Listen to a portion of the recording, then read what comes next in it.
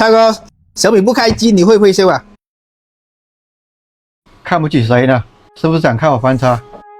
手机突然不开机，拿到售后维修被退了回来，是什么原因导致的呢？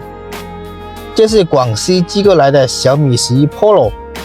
粉丝说在玩游戏的时候，手机突然黑屏，再开机就显示小米 logo 这里，怎么也进不了系统。看到这个情况，我已经知道售后为什么会直接退机了。是的，又是鼎鼎大名的小龙888稀罕了。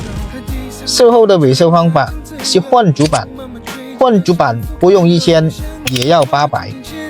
这里有用小米11 Pro 的吗？如果是你，800换个主板，你换吗？我想问一下。如果是我就不换了。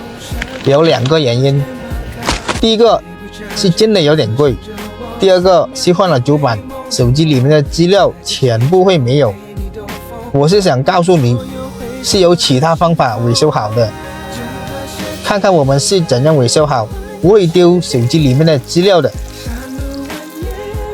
一般人买手机，往往看手机的颜值和价格，而忽视了最重要的芯片。一台手机用上好的芯片，哪怕外观设置普普通通，用户的评价也不会太差，手机还会很耐用。如果手机搭载的是火龙 CPU， 那就麻烦了。就算配备了高清高刷的显示屏，说不准哪天也会翻车给你看。这台小米11 Pro 就是活生生的例子。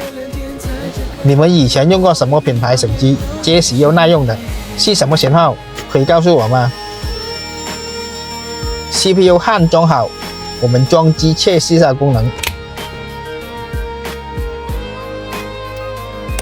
超哥是芯片及维修师傅，擅长无损拆装 CPU， 保资料维修主板和解密码。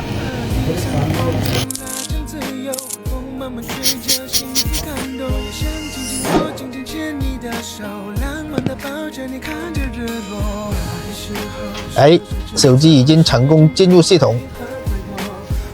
粉丝不方便把密码告诉我们，我们简单测试一下功能。屏幕锁都在，里面的资料全部都在，又保资料修好一台。